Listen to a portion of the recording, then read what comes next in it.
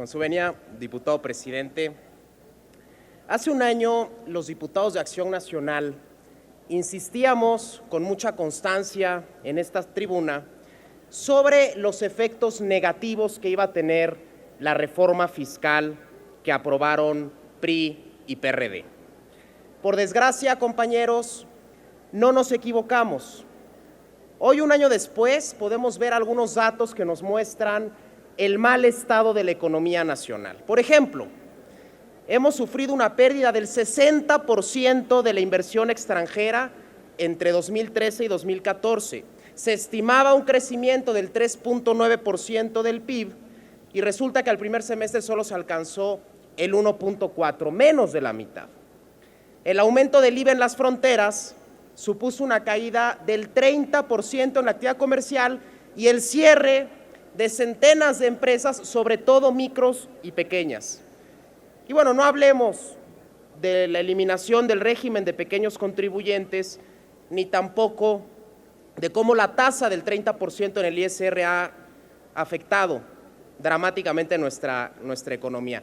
Hoy en la mañana, una diputada del PRI, en esta misma tribuna, se congratulaba de que ahora ya no iba a haber más impuestos. Bueno, pues ¿qué más impuestos quieren? ¿Quieren impuestos a las ventanas, como en la época de Santana? Ahora resulta que además les tenemos que dar las gracias de que este año no vaya a haber más impuestos. Creo que por supuesto no es ese el camino. Desgraciadamente, insisto, el tiempo le dio la razón a Acción Nacional y se la quitó a este gobierno. Pero el problema no solamente fue el aumento de impuestos. El problema también es la falta de transparencia con la que se ejercen los gastos y que incluso en esta ley de ingresos también se incluyen, o no se incluyen más bien, mecanismos que garanticen la transparencia.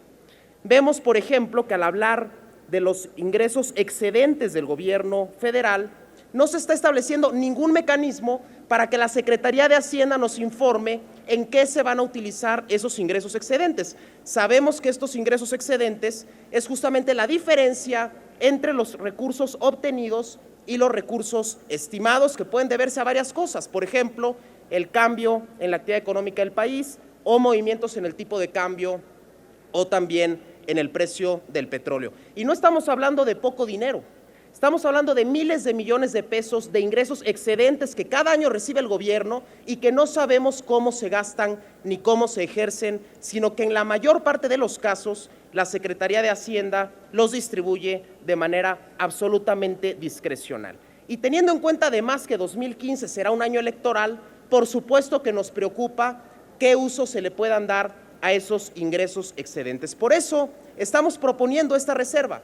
Queremos que se agregue un párrafo al artículo 27 donde se establezca con toda claridad que la Secretaría de Hacienda y Crédito Público tendrá la obligación de publicar en sus informes trimestrales sobre la situación económica, las finanzas públicas y la deuda pública el destino que se le dará programa por programa y proyecto por proyecto a los ingresos adicionales a los establecidos en el artículo 1 de esta ley. Es indispensable que cuando hablemos de ingresos y gastos del Estado se haga con total y absoluta transparencia y rendición de cuentas. Y eso es algo que no hemos visto en este gobierno.